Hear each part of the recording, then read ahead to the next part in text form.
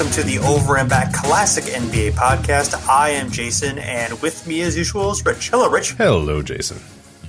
How are things going? Not bad. Enjoying the NBA season that we've seen so far. I'm actually in the midst of looking at the NBA standings right now, where our previous episode is about how the Washington Wizards were, just this unbearably terrible team, and Bradley Beal and all this sort of stuff. And they're still bad, but they went on a nice little hot streak here, going 7 of 3 in their last 10 games as of this recording. Yeah. So, they're still 12th in the league, so let's not throw them a parade just yet. But we did hear from some people saying, hey, great job, guys, doing that episode about how the Wizards are terrible when they got good. So, and I don't know, I hate to say it in this episode, but I really hope we don't jinx the Utah Jazz in the opposite direction as we go through this episode. So we'll see. Well, we're going to throw them a parade anyway. Why not? Just throw them a parade and I like parades. see what happens. Yeah, parades are good. I mean, who doesn't love parade? Yeah. Maybe post-vaccine, I will attend said parade. But, all right, fair enough.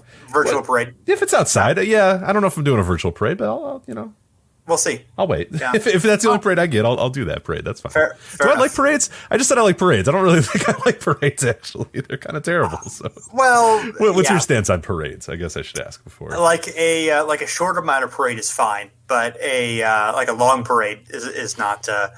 It's not good. Like 20 minutes of parade. Yeah. I'm for sure. Yeah. The problem, so my hometown, they do a big 4th of July parade, and it's like right outside of my parents' house, but they stretch that thing forever. I mean, that thing takes like 2 hours because it's like there's like this, mile long gap, and then here's another fire truck. And I'm like, all right, sure. I get it. Like, we got it. Let's go.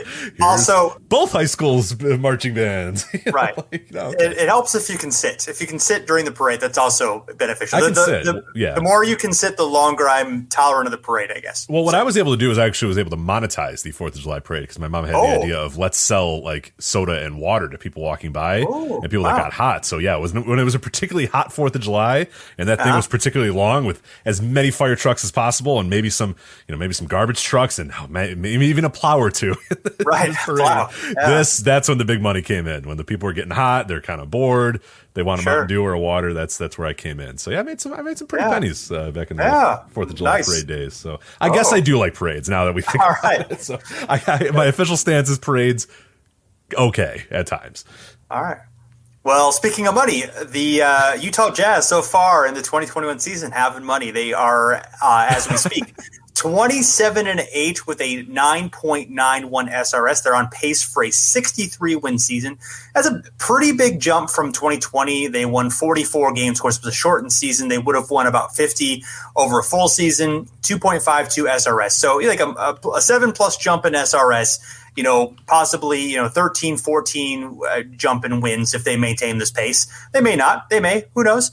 But what's I think really interesting is that the team didn't really fundamentally change. They've got the same coach, Quinn Snyder, basically the same roster. They're really only their major addition is Derek Favors, and he plays 16.2 minutes per game. So not a big change there. They just happen to be playing really, really awesome basketball, and for reasons that are not necessarily immediately obvious. They're not playing particularly faster or slower. They're just better. They're better on both sides of the ball. There's not like a fundamental reason. So we thought like, hey, let's dig into NBA history. Let's look for instances where teams make a big improvement for reasons that are not particularly obvious. And this actually happens more often than you might expect. I figured this would be a fairly rare instance, but it actually happens kind of commonly or reasonably commonly. So some of this is subjective. So, we may have missed your favorite instance here, but our criteria basically is it had to be at least a 10-game improvement. You had to be a winning team the second season.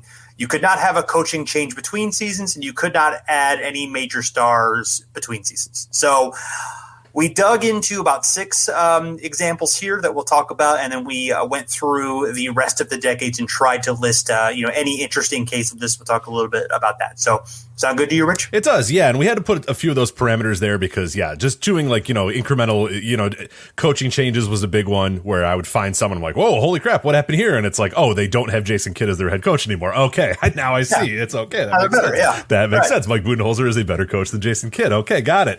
Like you said, any sort of major stars in between the seasons. And then another thing as well is, I was noticing a lot of, hey, this team went from, 15 wins to 35 wins. And it's like that. I mean, that's cool. That's great. but like that's not really, we're talking here, become a winning team, and in a lot of these cases become, major players, 50 plus wins, long playoff runs or deep playoff runs here with a lot of these teams. And the year prior, maybe they were just an okay team. They were, a 7 seed, right, a 6 seed, and now they're flirting with 1st or 2nd seed, or now that, they have the ability to make it to the, the conference finals or whatever. So, it was a lot of fun to kind of go through these. There was probably more than, you or I expected, but that's fine. And it let us do some research, but I'm sure we still missed some as well. And I should note as well that similar to how the Utah Jazz, and we kind of just go, I don't know, they're just winning more. That might happen a few times during the show too. So be prepared for like, all right, what's the reason why this team got good? And it's like, I don't know. They just started winning more games. Like, that in a lot of my research, it was, like, I don't know. Their offense was kind of the same. Everybody kind of scored the same, but they just won more games. So be prepared for that. But we'll give you some background about each of these teams and try to identify why they got better. But in some cases, it might just be a big shrug emoji. It's chemistry. Chemistry is when they get better. Yeah. right. Yes. A very quantifiable thing. So, yes, first, we're going to dig into the Cleveland Cavaliers. And they actually did this on 2 occasions in a very short time frame. So 1988 to 89, they improved from 42 wins to 57 wins, from a 1.28 SRS to 7.95. So a jump of more than 6 SRS, very significant. And then from 1991 to 92, they went from 33 wins to 57 wins again, going from a negative 2.3 SRS to a 5.34. Another jump of 7 points. So same coach in both circumstances, Lenny Wilkins, same key players, Brad Daugherty, Larry Nance, Craig Elo, Hot Rod Williams, Mark Price.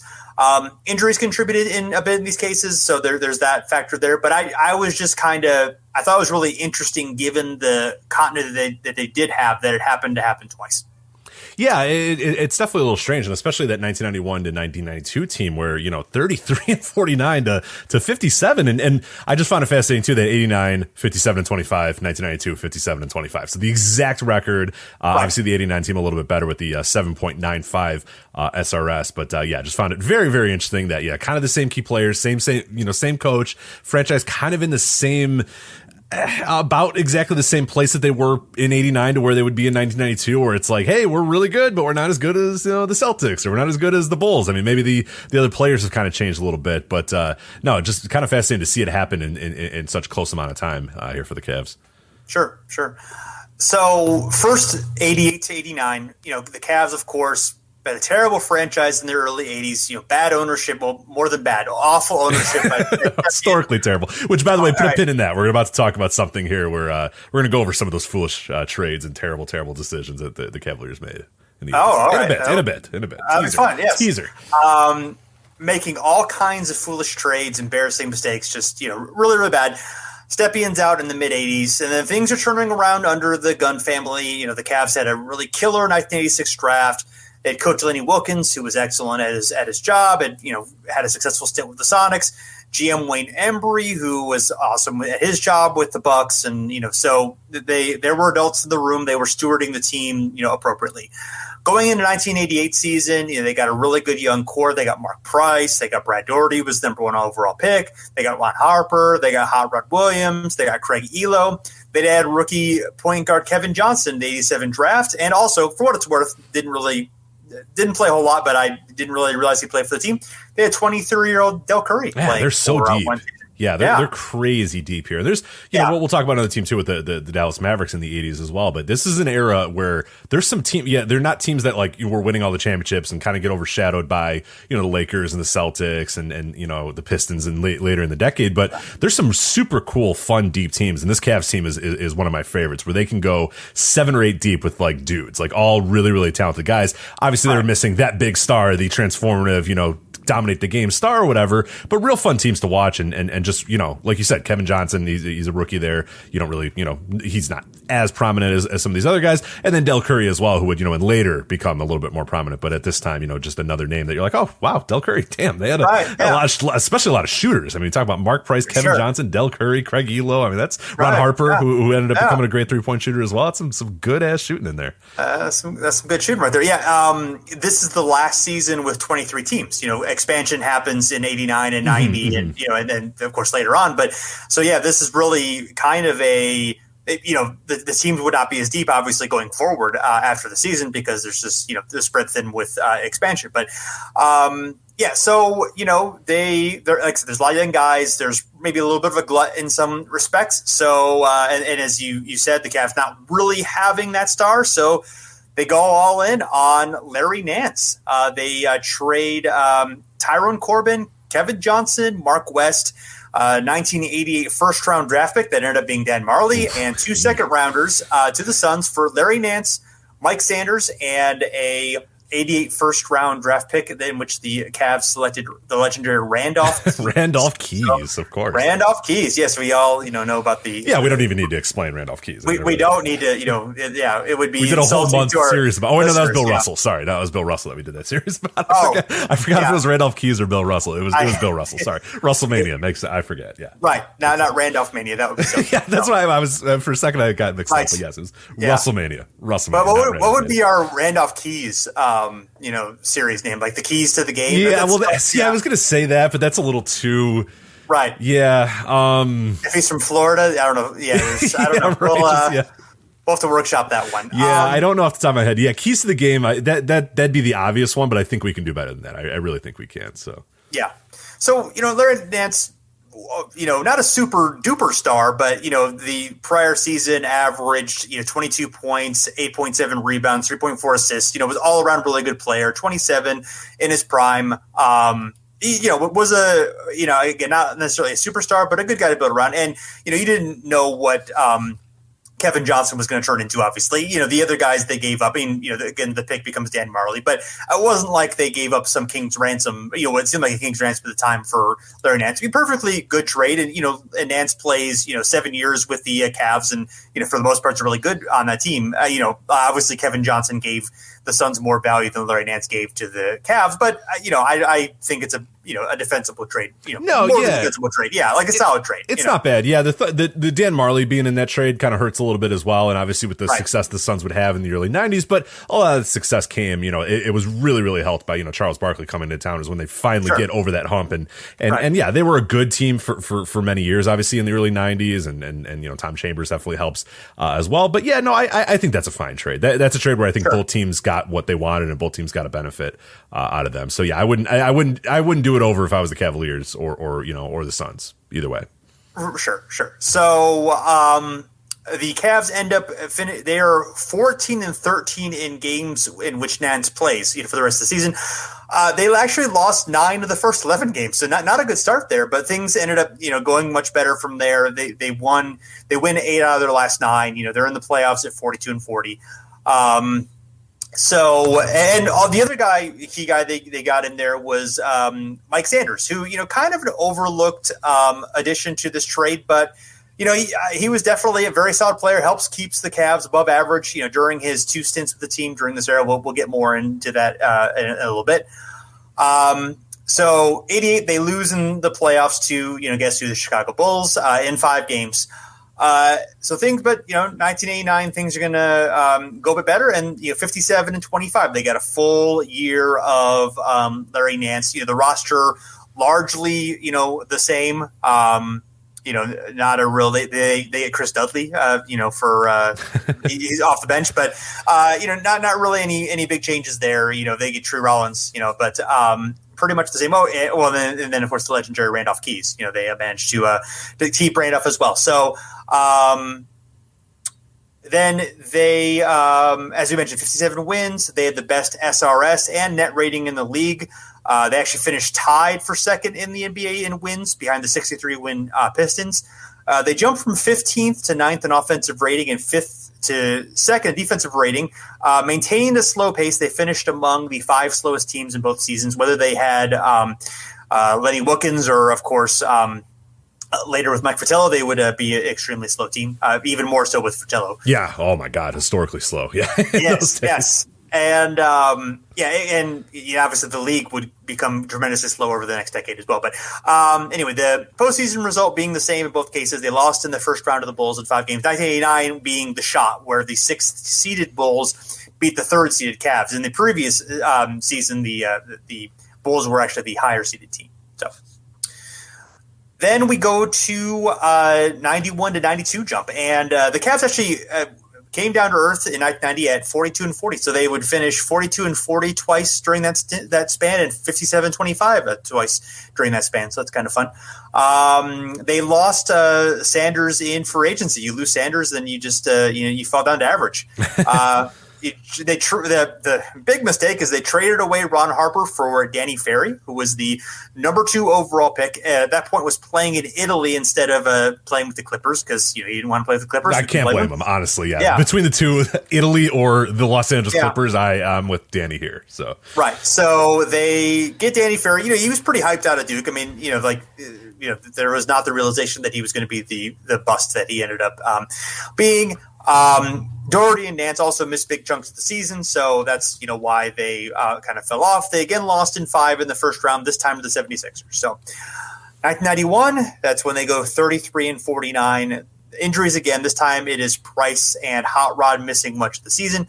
And Danny Ferry joins the Cavs, averages 8.6 points per game on 49% true shooting, 3.4 rebounds, a 10.9 PER, -4 box score plus minus in his season. Yeah. So, not so great. So, but 92, things finally come together. They're mostly healthy. They get some decent contributions.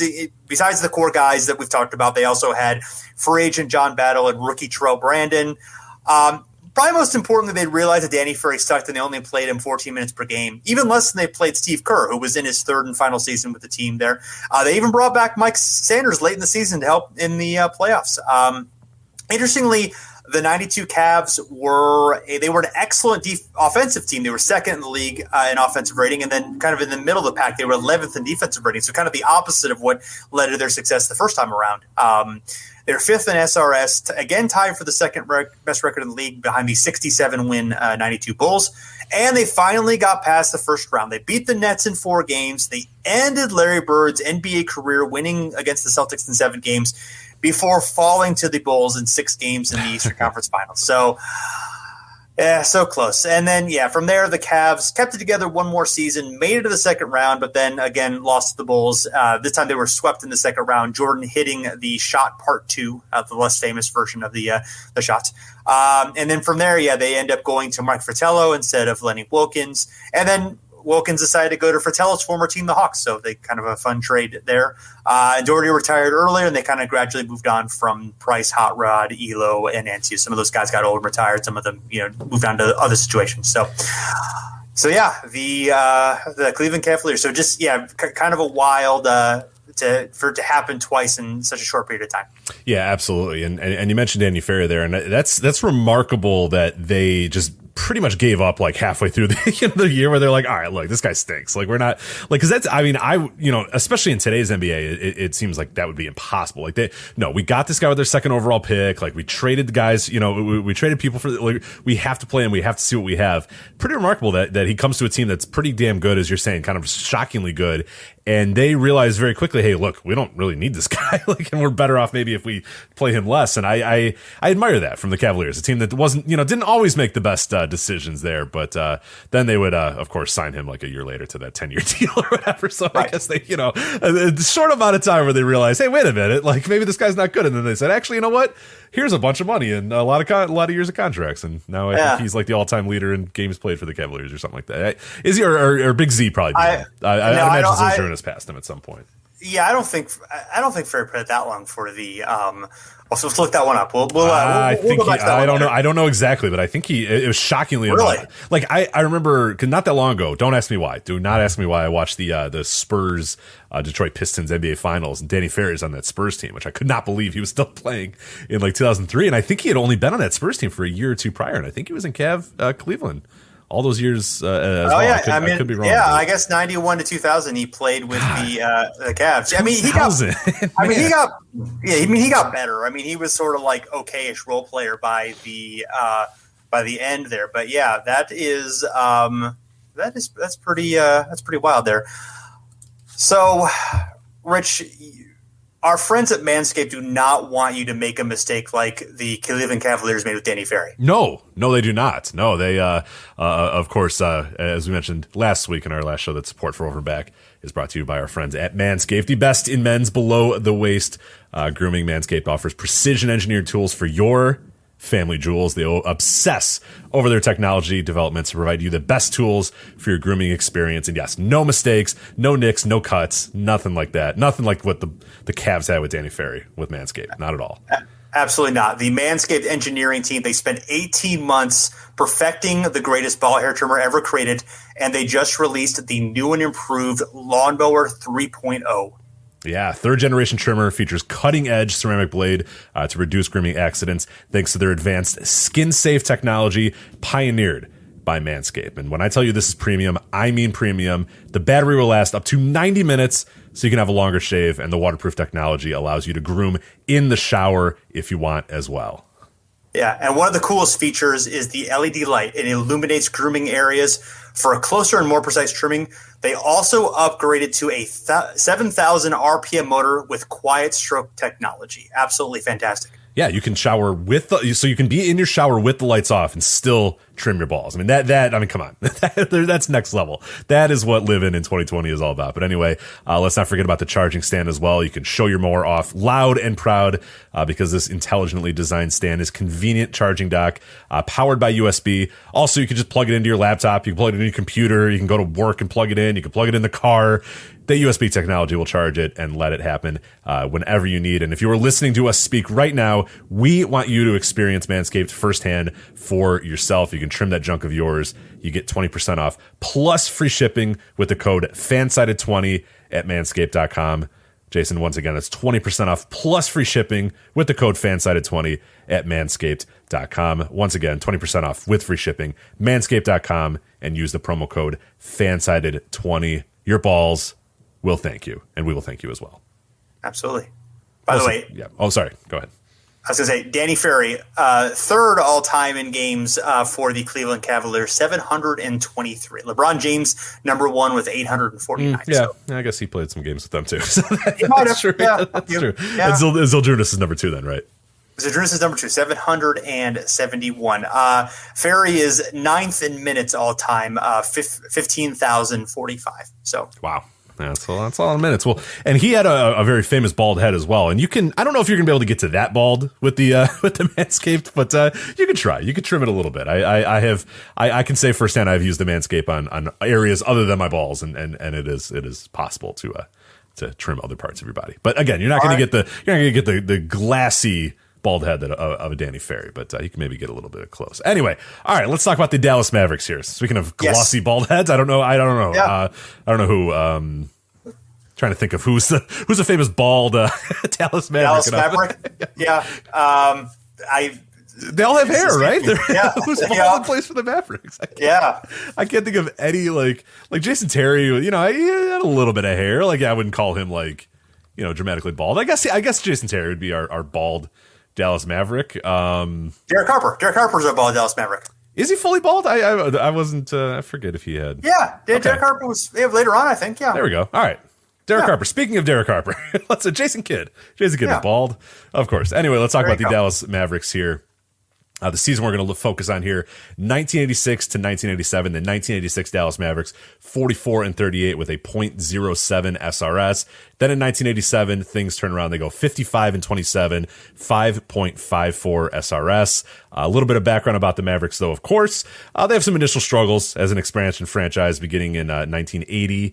By 1984, though, the team under Coach Dick Motta had become respectable. They have their first winning season that year. They go 43-39 and make a somewhat miracle run, I would say, to the Western Conference semifinals. They get a big upset against the Seattle Supersonics. Then they go face the Los Angeles Lakers, and they win a game, but then get slaughtered pretty quickly and pretty easily by the Lakers. But by 1985, the team improves by one game to 44 wins, but unfortunately they exit in the first round of the playoffs again. 1986, once again, only 44 wins, another run to the Western Conference semifinals. And then that brings us to the 1987 season, where we're going to talk a little bit about how they all came together, how it all worked. So The team, first off, despite winning 44 games and making the playoffs in that year prior, they get the 7th overall pick in the NBA draft. And you're thinking, well, that's kind of strange. How would they do that? Well, they did that because of, drumroll please, the Cleveland Cavaliers, because Dallas selects Roy Tarpley with the 7th pick in that draft. And the pick comes in an October 30th, 1980 draft. Many years in the past. October 30th, 1980, the pick is traded by Cleveland with Bill Robezine, I believe it was Bill Robezine, and a 1983 first-round pick. Who did they pick with that 1983 first-round pick, the Dallas Mavericks? They picked Derek Harper. So they got Derek Harper, somebody named Bill Robezine, who we don't really matter, and Roy Tarpley, who came in with a lot of fanfare into the league. Obviously, things did not work out exactly how Roy or anybody would have really wanted to due to a multitude of issues with Tarpley, but that's a good trade because all that Dallas had to give the Cleveland Cavaliers, the very astute early 1980s Cleveland Cavaliers, they had to give them Richard Washington and Jerome Whitehead. So quick little check in on Richard Washington and Jerome Whitehead in their Cleveland Cavaliers career. Richard Washington, he played only a season and a half with Cleveland, and he averaged under 10 points per game. And Jerome Whitehead was waived 17 days after being traded for. So he played 3 games as a Cavalier, and then they said, you're not good, so we're going to waive you. And that's what they gave up. Derek Harper, the pick that became Derek Harper, the pick that became Roy Tarpley, and Bill Robezine for in October 30th of 1980. So that if you needed one more example of why the Cleveland Cavaliers, why they were not allowed to trade picks anymore and they had to make a rule to keep their stupid owner from doing stupid things, that is why. But sometimes they don't fuck up because Mark Price, also drafted that year by the Dallas Mavericks, the year that we're talking about here with Roy Tarpley. He was drafted in the 2nd round, but he's sent immediately to the Cavaliers for a 1989 2nd-round pick. So see, sometimes the Cavaliers don't fuck up. Sometimes they make some pretty good picks, but don't worry because we're not done with them just yet.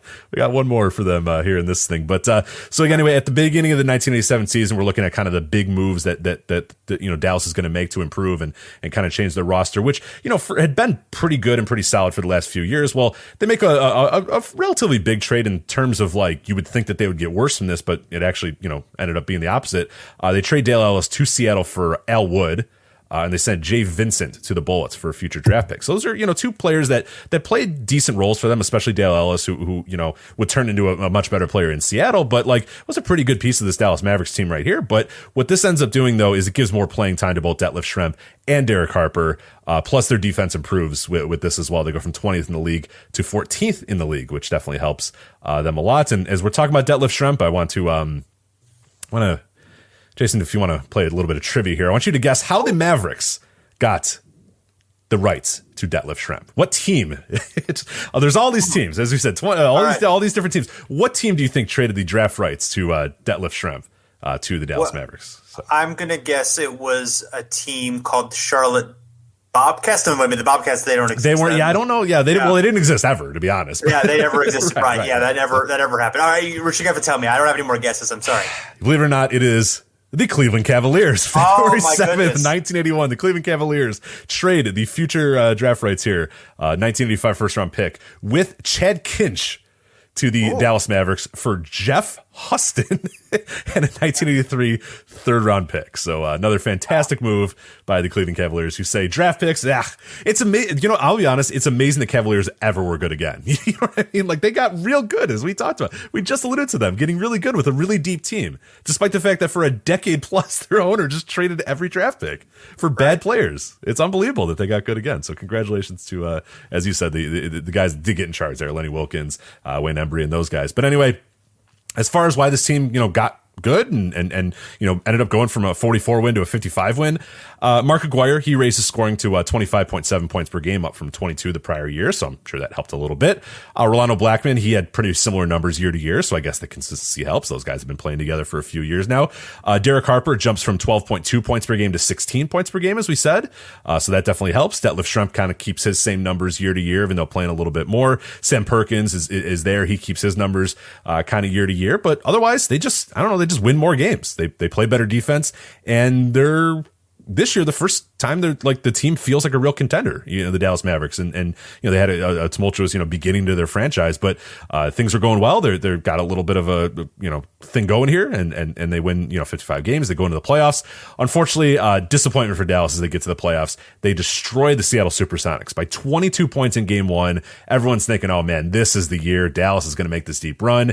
And unfortunately, the bottom drops out. They lose games 2 and 3 in close fashion, and then finally lose game 4 to end the series. And after that game, Dick Motta, he resigns as the head coach, and they kind of move into a new era for the Mavericks. And they would still be pretty decent throughout the next few years in the 80s, and then then the 90s happened, and it's best if we just don't mention the 90s. So. No. And then Dirk came to town. Yay. Yeah, that was better. Yeah. Yeah, 88, they actually made the Western Conference Finals. That was kind of the peak of, they weren't as good as the regular season, but they were better in the playoffs. And then kind of from there, they started to fall off, unfortunately. But yes, so now we want to talk about the Detroit Pistons. The 1970s Detroit Pistons, as a matter of fact. We'll focus more on the 73 versus 74 team. But first, I want to bring up the 70 and 71 teams. So the 1970 team finished 31 and 51, negative 2.9 SRS. The 71 Pistons had a significant improvement, 45 wins, a negative 0.033 SRS, so almost a even SRS. Biggest roster change was adding Bob Lanier after having traded Walt Bellamy during the 1960 season, which you think, that's a big trade and that's a big deal. But for some reason, Bob Lanier only played 24.6 minutes per game in his rookie season. He played 82 games, and all the remaining players were basically the same from 70 to 71. So this is another instance where it was a very similar phenomenon in a small number of years. But outside of Bing and Lanier, the rosters were almost completely different. And the 71 Pistons way outperformed their expected win-loss. They had a negative SRS, so they should have been 39 and 43, win 45 games. So that's a pretty big improvement. So it's a little bit of a maybe a little bit of a mirage there. But what I also found very fascinating is 1971 was the Pistons' first 500-plus season they had as a franchise since 1956 when they made the finals in Fort Wayne.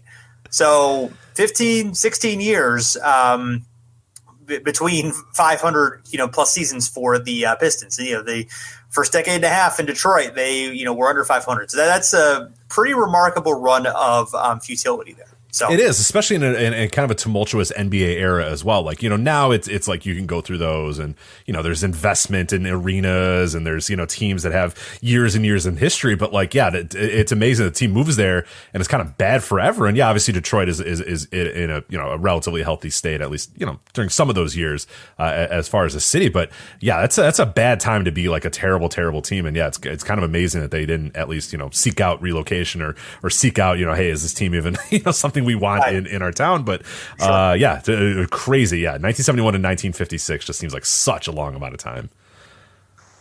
So going on to the 73 versus 74 team. The 73 team won 40 games, just below 500, 0.54 SRS. So positive SRS, that'll become important in a moment.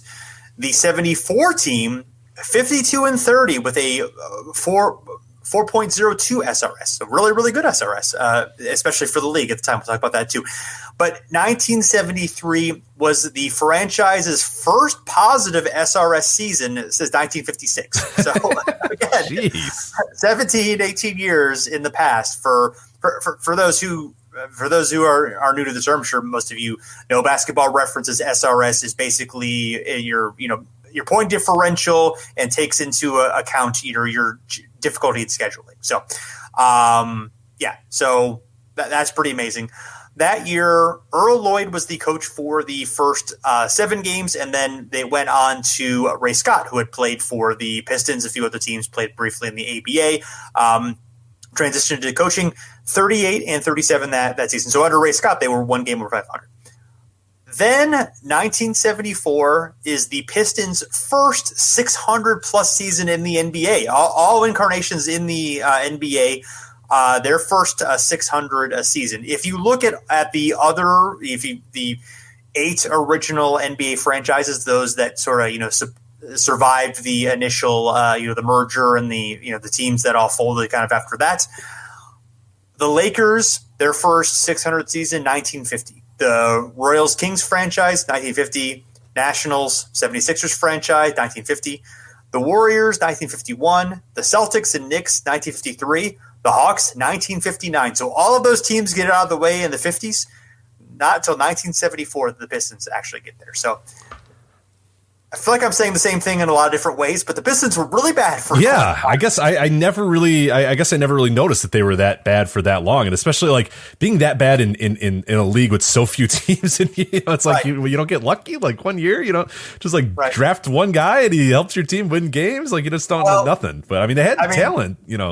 Yeah, but that's kind of the other side of the Celtics being dominant in the league for so long is that the Pistons and the Knicks were really not very good because they were always playing the Celtics. Right. So that's part of it right there. But yeah, it is interesting. So yeah, the 1974 team they pretty much replaced. The only guy they really replaced was George Trapp replacing Fred Foster. Everyone else was part of the had been, in the rotation from the prior. Dave Bing and Bob Lanier, who we already talked about, their two big stars. Don Adams, Curtis Rowe, Chris Ford, John Mengold, Stu Lance, Willie Norwood, Jim Davis. All the guys came forward. Jim Davis, I believe, not the Garfield creator, Jim Davis, but different. I believe you're correct. Yeah, I cannot confirm that right now, but I believe you're correct. So. All right, we'll trust our gut on that one. So. And their improvement was mostly on defense. They were the third in the league out of 17 teams in defensive rating. Previously, they had been 10th, and were just about at middle of the league in offense. So they got a lot. I guess they tried harder on defense, or maybe some new schemes or whatever. But and they were second in the league in SRS, although they were well behind number one Milwaukee at 7.61. So Ray Scott won Coach of the Year, and they made the playoffs back. Because they won their division, they got a bye, so they made it into the conference semifinals, the Western Conference semifinals. Or excuse me, I guess this is the Western Conference finals. Yes, no, I'm sorry, it's semifinals. Western Conference semifinals. The Pistons playing the Bulls. It goes to 7 games, and the Bulls' Chet Walker hit a head fake 10-footer with 3 seconds left, putting the Bulls ahead 96-94. And then Dave Bing has it. He passes in bounds, but then Dennis Autry tipped it in order to seal the game and prevent the Pistons from winning. So the Bulls ended up winning the game there. This is from a book called The Detroit Pistons, More Than 4 Decades of Motor City Memories, from Steve Addy and Jeffrey F. Carson. Excuse me. One thing that was noteworthy is that there's a quote from Ray Scott here after the Pistons had won Game 6 at home. Ray Scott's quote was, "This series was supposed to be a piece of cake for them, and now they're choking on it." Wow, that's a quote from your head coach. Man, man. So, not we, they. They're choking. I'm doing a great job. These guys suck, though. That is a quote, man. That's something I love about old NBA coaches is. And if they thought you sucked, they told the world that you sucked. They didn't hide anything. No platitudes. Not, we have to try harder. Just, you guys stink. You're garbage. So, yes. And the 1975 team, also basically the same roster. They finished 40-42. Then the next season, 76, Ray Scott was fired after a 17-25. I can't imagine why. I never coached in the NBA again. I mean, I don't know. He was only 39 at the time. It was kind of like lighting your team on fire is not necessarily the best idea. So right. Ended up working in the insurance industry and at various community service work. Exciting! There you go. So, yeah, insurance. Hey, exciting world of insurance. Yeah, exciting world of insurance. Yeah. What if he talks shit about all of his agents as well? Policyholders. That guy's garbage. Right. That guy's basement's going to collapse any minute now. Right. Oh God! All right, so let's move on to the Milwaukee Bucks here. The focus we're going to do is the 2000 Bucks to the 2001 Milwaukee Bucks. The 2000 Bucks 42-40 with a negative .06 SRS. 2001, 52-30, 3.14 SRS there. So a little bit of background about the Bucks. Obviously a perennial playoff team in the 70s and the 80s, one of the, one of the better franchises in the NBA, I would say at this time. Obviously the problem, they can't get over the hump. They have to face very good teams. They're just never able to kind of make that leap into the finals, never quite able to get there. And then they fall into disarray in the 90s. They become one of the NBA's worst franchises with seemingly no hope, no real direction, nothing real going on after years. After, the 70s having Kareem in there, obviously a little bit of hiccups once Kareem leaves. But then, the 80s, they're solid as hell. But 90s, not very good. In 1998, they do change those fortunes a little bit. The team hires former Sonics coach George Karl. And in 1999, followed up with the hire of former Knicks executive Ernie Grunfeld. So they got both guys that were successful in the 90s with Grunfeld and Karl. And quickly the team starts acquiring talent to pair with. They had some decent players. They have Ray Allen and Glenn Robinson at this time. Well, now they start slowly but surely kind of assembling guys around both Ray Allen and Glenn Robinson. Sam Cassell, Tim Thomas, Irvin Johnson, most notable acquisitions the year prior. The big three of Ray Allen, Glenn Robinson, and Sam Cassell, which is a very pathetic big three in the grand scheme of big threes. But hey, it was a big three at this time, so we're going to go with it. So it's not quite LeBron, like James Harden, Kevin Durant, and Kyrie Irving. Solid three, an okay three. Good, solid three players that played for this team at the same time. So they show promise in the 2000 season. The team makes the playoffs for the first time in a full season. They made it in a lockout shortened season, but we're not going to count that. It's a lockout shortened season. But this is the first time they've made the playoffs in a full season since 1991, just to tell you how bad and how long it had been, especially in the Eastern Conference during this time as well. Team has a solid offense this year, second in the league in offensive rating, and the Bucks okay three that play at the same time, big three, whatever. Almost all scored 20 points per game this year as well. Ray Allen, 22.1. Glenn Robinson, 20.9. And Sam Cassell, 18.6. So then the offseason getting us into the 2001 season, what they do to kind of change things around and what they do to maybe improve here without any real big major changes. They acquire Lindsey Hunter from Detroit. That helps a decent amount. It gives a nice backup point guard for Sam Cassell. They also signed Jerome Kersey, who is still somehow around at this point. I could not believe Jerome Kersey was a member of the 2001 Bucks, but he was. Wasn't a very important member of the 2001 Bucks, but hell, he was there and he counts anyway. So we're going to count it here. But otherwise, pretty much run it back. Every other key piece was brought back to prior year, and things do not go well at the start of the 2001 season. They lose 9 of their first 12 games. It feels like, oh man, what the hell is going on with this team? George Karl has lost him again, and this team, there's just not enough talent. Things aren't going to work, but things do turn around quickly. The team would win 23 of their next 29 games, win 8 straight games in January, and end the year with 52 wins, the most that franchise has had since 1986. And I had mentioned before that all 3 of those guys had scored almost 20 points, or 2 of them scored 20. Sam Cassell just on the outside looking in. Look at the consistency here, just to show you why, like, kind of a big shrug of like, I don't know how they got that much better this next year. They almost did it all again, and the consistency year to year. Ray Allen, 22 points per game in 2001. That's a 0.1 point per game difference than he had the prior year. He had 22.1 the prior year. Glenn Robinson, 22 points a game. That's a 1.1 point per game difference, as he had 20.9 the prior year. And Sam Cassell, 18.2 points per game. He had 18.6 in 2000. So those guys stayed very, very consistent. But other notable players in this 2001 year, Tim Thomas, 12.6 points per game. Lindsey Hunter, as we said, he's maybe the key there with 10.1 points per game and playing really good, solid backup point guard role for the team. And, as far as like what made this team great and how they, improved as much as they did at 10 wins and a pretty decent run in the playoffs is, again, their defense once again near the top of the league, just kind of letting you know what, a team with Ray Allen and Glenn Robinson and Sam Cassell was like the top offense in the NBA at this time. It was not a time of real offensive explosions, but they're top, they're number 1 overall, first overall in offensive rating. Their defense though, still so-so, 20 out of 29. So it was a good offense, just as they were the prior year, a so-so defense, just as they were the prior year. They just won more games, man. I don't know. Just big old shrug. I'm not sure. They just won more games. They just wanted it more, I guess, this year than they did the prior year. So Lindsey Hunter, we're going to go with Lindsey Hunter as being the key here for the 2001 Bucks. But the Bucks would fight hard in the playoffs. They'd win a first-round matchup against the Orlando Magic. This is the first time the Bucks make it out of the NBA's first round since 1989, just to let you know how terrible the 90s were for the Bucks. They battle to a big Game 7 series with the Charlotte Hornets. They defeat the Charlotte Hornets and move on to the Philadelphia 76ers in the Eastern Conference Finals, and then go 7 games with the Philadelphia 76ers, a game away from making the NBA Finals this year. But of course, they would lose to Allen Iverson and the 76ers. But we can't move on without talking about conspiracy theories. Ready for this? Ray Allen, after a Game 5 loss in this series, says, quote, "It behooves everybody for the league to make more money, and the league knows that Philadelphia is going to make more money with LA than we would with LA." So that's Ray Allen having that comment.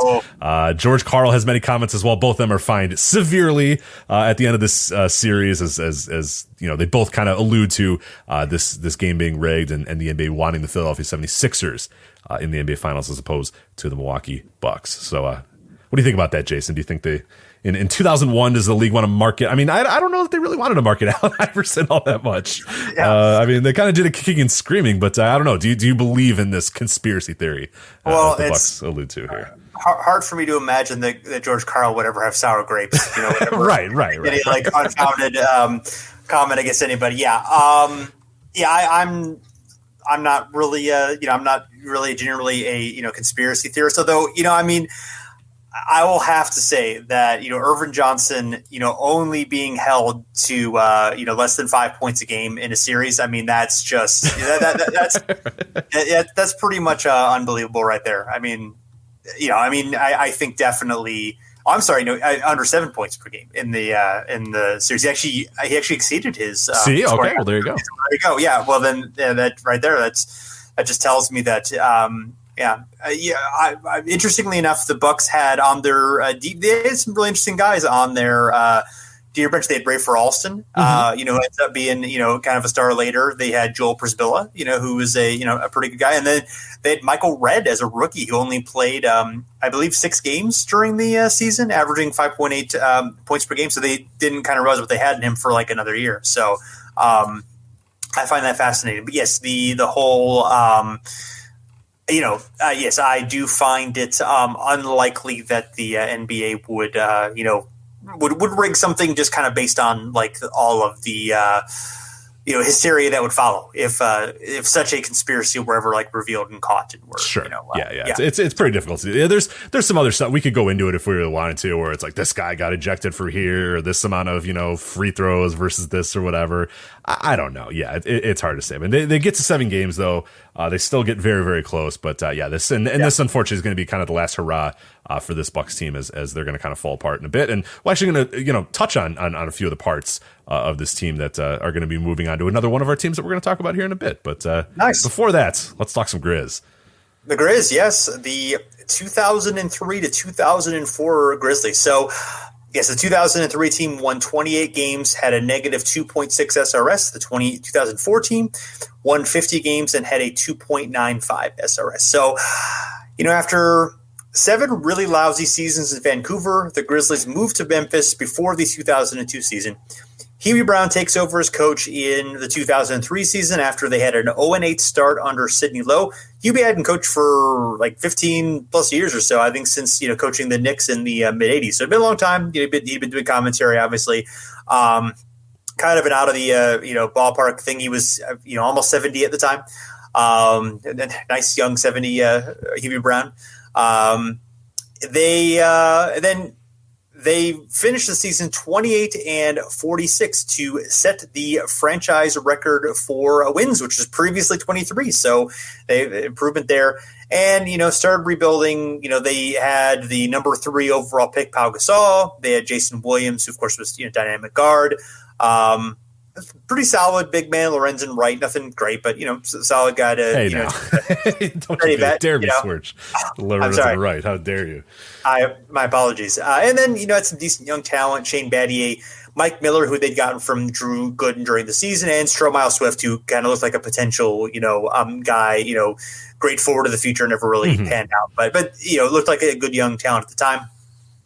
He seemed like, not to interrupt, but like Stromile, if you weren't around for this era, like guys like Stromile Swift was like, you know how today, like, it's all about like the unicorns and the next level, you know, whatever whatever you want to remember Stromile Swift as, that's what everybody in the NBA wanted, is just like a 6'10" guy that can jump out of the gym and is super athletic. Like, everybody was kind of ready for those guys to take over the league, and really kind of one by one, with Stromile being one of them. It never kind of worked for a lot of the guys, and sort of like the Kenyon Martin mold, because I think Kenyon Martin had obviously come and New Jersey had gotten really good right off the bat. So everyone's like, oh man, we need like one of those guys, like somebody like that. And there was a long line of like, you know, really high draft picks and guys that were just like tall and athletic, but maybe they didn't have any other skills, but it didn't matter. We'll figure it out later. And very few of them actually panned out and became, you know, real players. So.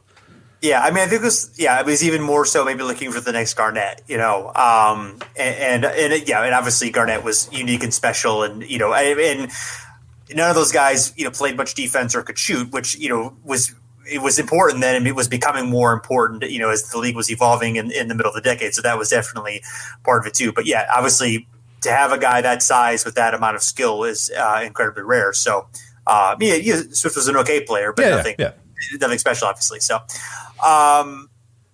so 2004, the Grizzlies add James Posey as a free agent, and they end up acquiring Bonzi Wells in early December, who they got for Wesley Person and a first-round pick. But otherwise, you know, most of the top guys were returnees. We talked about them already. And then, they started the season pretty well, 9-8, but they actually slumped after they acquired Wells. They lost 7 straight. However, in January, they turned things around. They'd win 8 in a row. And then in March, they would win 13 out of 15 games to make it to 50 wins. They were 8th in the league in SRS, pretty much solid but unspectacular on both sides of the ball. They were 7th in offensive rating, 11th in defensive rating.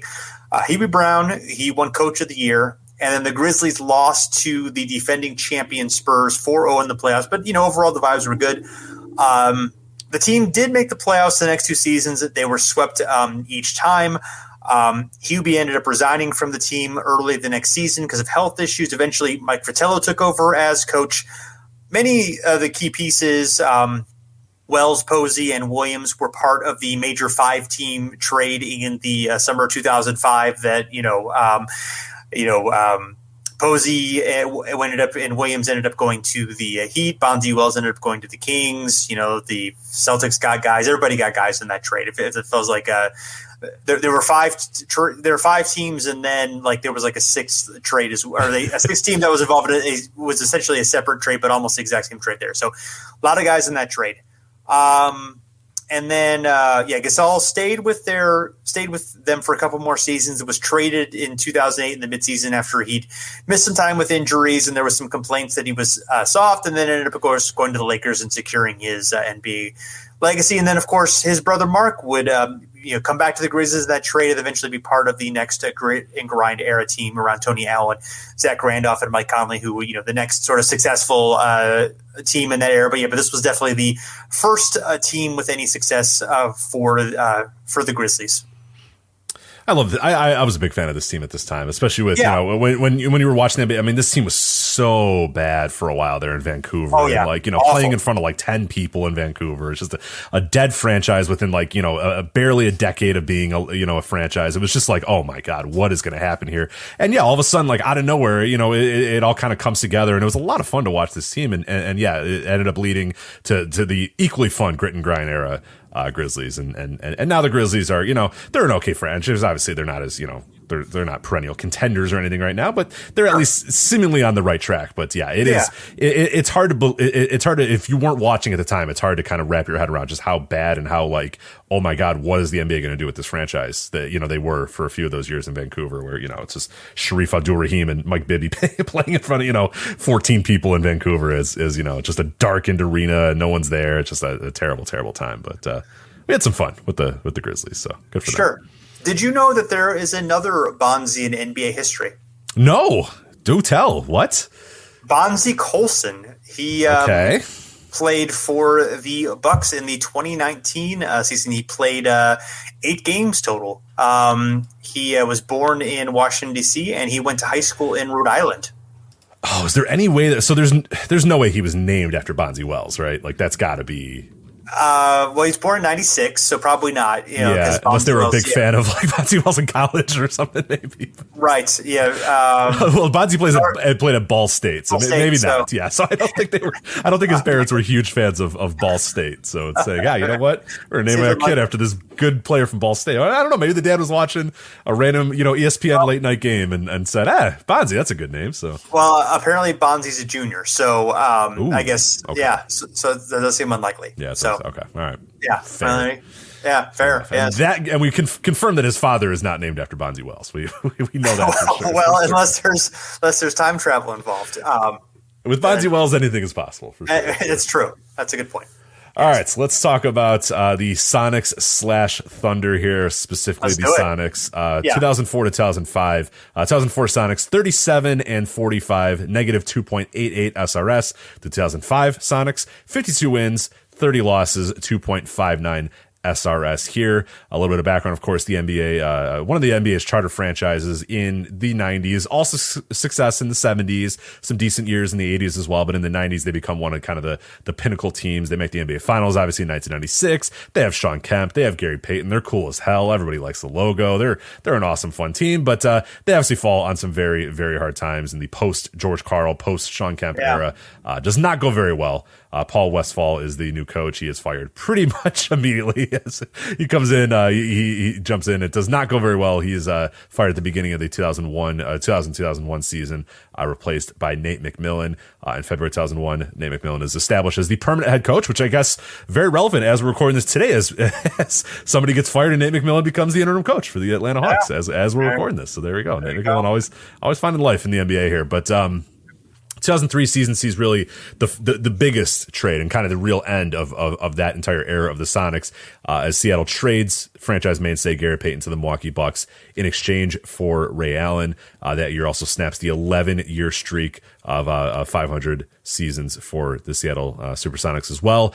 In 2004, they would once again finish below 500, this time one of the worst seasons in decades for Seattle, as they finished 37 and 45. Ray Allen plays only 56 games that year, leads the team in scoring with 23 points per game. Rashard Lewis, he's very young at this time, but he's kind of starting to figure out what he is in the NBA. Another guy, again, like a big, tall guy that could shoot. He starts to kind of really learn how to shoot and really kind of make the most of his skills. He gets 17.8 points per game, 6.5 rebounds per game. They also have Ronald Murray, Vladimir Radovich, Brent Barry, Jerome James, I believe pre-Isaiah giving him a gigantic bag of money for really no reason at all. And then pretty much out of nowhere, with almost no major changes, they're really good. The next year they come in and they're really good. The biggest transaction is, I guess, trading for Danny Fortson, but I don't think that's enough to, go from 37 and 45 to 52 and 30. Obviously, it helps that Ray Allen plays a full season. It helps that Rashard Lewis continues to be good, but they don't really do a whole lot. Like they draft Robert Swift with the 12th overall pick, and we know for sure that that's not enough to explain them getting good all of a sudden, because Robert Swift, one of the other, a very famous NBA draft bust. But maybe I have a reason here, Jason. Because they changed divisions at this time. The 2004 Sonics, they play in the Pacific Division. But the 2005 Sonics, they play in the newly created Northwest Division. So we're going to look at the splits here and see if there's any difference. In 2004, in the Pacific Division, the Sonics go 11 and 13. In the 2005, the Northwest Division, they go 11 and 5. So they play a lot better in this new division. Maybe that's the reason. Maybe. But I don't know. It doesn't really explain it either, because the 2004 Pacific Division features two 50-win teams. You got the Lakers and the Kings. They're very good. It's hard to beat those teams in that era, but 4 teams below 500 as well. So not a ton of other really good, talented teams. The 2005 Northwest Division, though, they feature 3 teams above 500. Seattle, as we're saying here, Denver and Minnesota, but also a really terrible Blazers team and a really terrible Jazz team. So I don't know if that's exactly it. I think the biggest key is probably just Rashard Lewis becoming an actual dude. He starts scoring 20 points per game, 20.5 points per game this year. Ray Allen plays the entire season. That obviously helps. Their offensive rating and defensive rating are pretty much the same year over year. Their net rating improves from a negative, 0.7 to a plus 2.6. So essentially just their 2 best players play better. Their best player plays the entire year. That's why the Seattle Supersonics become a pretty good team. Maybe it helps beating up on the Blazers and the Jazz a little bit as well. But that's that. But They go to the playoffs here. They defeat the Sacramento Kings. They advance to the 2005 Western Conference semifinals. They would then lose in 6 games to the San Antonio Spurs. That time, the Tony Parker, Tim Duncan, Manu Ginobili Spurs, of course, at this point.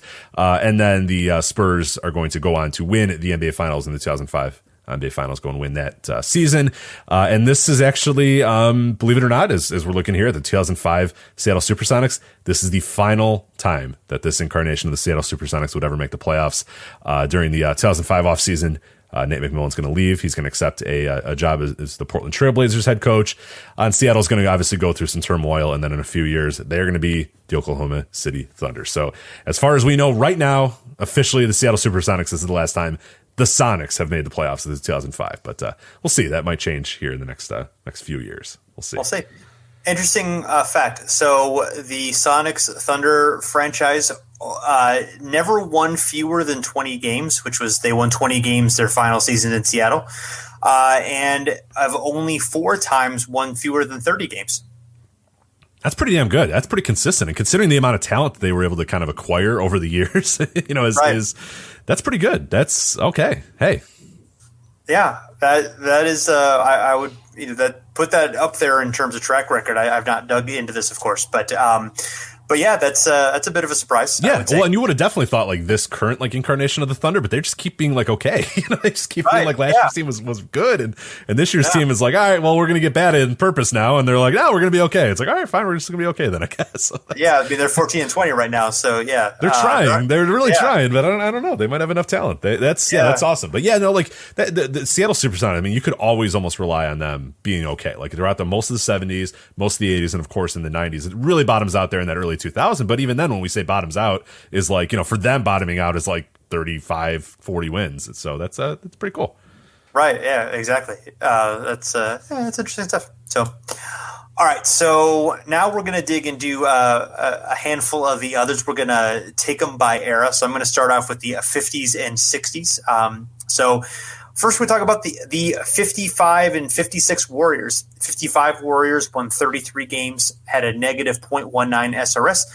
56 Warriors, 45 wins, 3.82 SRS, and were NBA champs. And really, the only major rotation change was the addition of Tom Gola. And Tom Gola he was a pretty big star in college, but he was kind of more like a role player star, like, a Dennis Rodman or a Draymond Green, somebody who, played defense, passed, was good all around player, a little bit less specialized than Rodman, but he was a star on that level as opposed to like, a big scorer. I mean, he was 5th on the team in scoring, but they had, they'd already had, of course, superstars like Paul Arizin and Neil Johnson, Olhas, as we like to call him, and, they'd had similar guys for a while, Jack George, Joe Grabowski, George Dempsey. So, kind of a roster of guys who'd been there for several years. But so this one exception that we made to the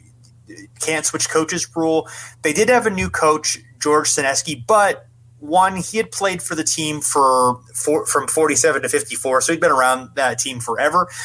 And 2, the former coach, Eddie Gottlieb, was still the general manager and the owner. So I kind of consider that more of a continuation of the existing regime as opposed to, a big new change. Perhaps I'll be faulted for making that exception, but nevertheless, there we go.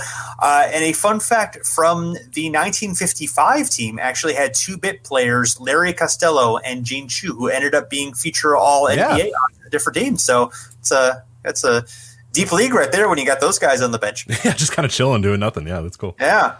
So then the 1961 Lakers, 1962 Lakers, 61, they were 36 and 43 with a negative .11 SRS. 62, 54 and 26 with a 1.8 SRS. So the 62 team outperformed their SRS by 9 games, which is a big part of why this is such a big jump. They would have 45 win team by win-loss rating. But really, again, pretty much the exact same team. Jerry West did have a bigger role on the second year and was scoring more. He was a rookie the first year, so I think some of it was coming out of his shell as a rookie. Elgin Baylor played awesomely, 38.3 points per game and 18.6 rebounds per game, but he only played 48 games because of military service obligations. So famously, they kind of worked around his schedule and got him to play as much as he could. So I think kind of one of those quirks of just outperforming their SRS, but just an interesting one nonetheless. And also the same season, 61-62, the Cincinnati Royals had a big improvement, went from 33 to 43 wins and went from a negative 3.04 SRS to a positive 1.28. And yeah, this one's really hard to explain out of all these.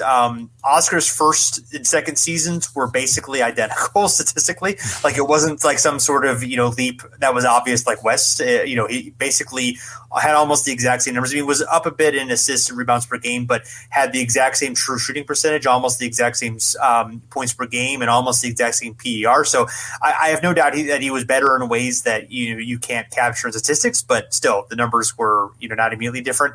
They added Adrian Smith and Bob Boozer had a slightly bigger role, but otherwise, it was pretty much the same guys: Bucky Bockhorn, Jack Twyman, Wayne Embry. So interesting things. The 1967 Hawks and the 1968 Hawks, they go from 39 wins to 56 wins and a negative 1.44 SRS to a 2.73 SRS. Another situation where 68 was their last year in St. Louis. They had Bill Bridges, they had Lenny Wilkins, they had Zemel Beatty, Paul Silas, Joe Caldwell, Lou Hudson, who was, I think, in his second season at that point. So, pretty much the same guys. The only difference really was Don Ohl ended up replacing Richie Guerin, who retired as a player but remained as a coach. Another instance where they way outperformed their SRS was expected win-loss was 48 wins, and they won 56 games. So that was a big one. And then the weirdest one on here, the 1969 Pacers versus the 1970 Pacers. So the 69 Pacers won 44 games and had a 3.35 SRS. The 1970 Pacers won 59 games. Now, there were 6 more games between seasons, so that was part of the win boost. But they had a 2.67 SRS. So they had a significantly better record in 1970 than they had in 1969, despite having a worse SRS. So, and the key players, the best players, Roger Brown, Mel Daniels, Freddie Lewis, and Bob Nedelicki actually remain the same. A lot of the rest of the roster changed. That's sort of a weird phenomenon. And if you look at the Pacers of this era, they win 3 championships in 4 years and made the finals several times. They won the championship in 1970, made the finals in 69. They would pretty consistently outperform their SRS all those seasons. So I feel like it might just be a team that just happened to be good at doing that, although usually teams don't maintain that over a long period of time. But right. They're kind of an exception. So. Definitely. Yeah, let's move to the 70s here. So we'll quickly go over some of these. The 1970 Chicago Bulls to the 1971 Chicago Bulls, they go from a 39 and 43, negative 1.71 SRS, all the way up to 51 and 31 with a 5.47 SRS. Kind of addition by subtraction here. They dispense Clem Haskins, but otherwise keep the same core group together. Your Jerry Sloan, your Bob Love, your Chet Walker, your Tom Borwinkle, of course, your Bob Weiss. Norman Lear comes along in 1972 to kind of put them over the top and make them one of the better contenders. But yeah, as far as like what made this team this big change, I think Sloan being a little bit healthier obviously helps. And I think just kind of being more familiar with each other. This is the team that was kind of slowly gelling, slowly acquiring talent here and there. And it was like you said, the next year in 72, you had Norm Van Leer, and that just kind of gets things off and running. We're going to go to the Celtics here in 1971, 1972, and then 1973. So kind of 3 incremental jumps here for the Celtics.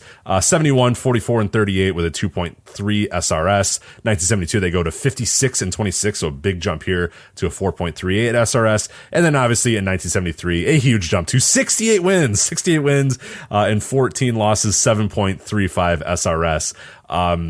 it's just pretty easy to explain, I think, in some ways. I mean, obviously, maybe not super easy, but Dave Collins becoming a great player is obviously a big factor. It's not really a giant leap for him. He has 17 points per game, 15 rebounds per game, 15.4 PER as a rookie. Then jumps that up into 20.5 points per game, 16.2 rebounds per game, 18.1 PER on his MVP season. The big change there, Paul Silas coming in 1972.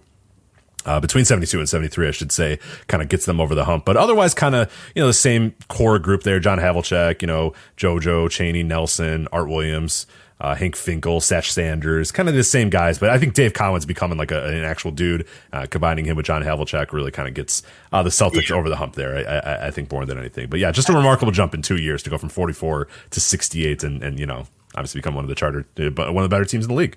Sure. Yeah. But yeah, it was another thing where the Cowens, again, I'm sure, especially given his skills on defense and given his skills as a team player, there's a lot that's not being captured there in the stats. But yeah, you would kind of expect the numbers to leap out a little bit more given the vast improvement and given the fact that they had, a lot of continuity except for the addition of Silas, obviously, but yeah, that one I just kind of thought was interesting, and to do it over two seasons again is obviously pretty remarkable. I don't think we saw anything that was similar to that. No, to go from like just kind of middling team to being without like adding LeBron James, what I mean, without adding like a tremendous player out of nowhere. Yeah, you don't see in 2 years going from just like a middling team to being like a 68 wins. I mean, Jesus, that's a hell of a jump there from 44 to 68 in 2 years. So sure.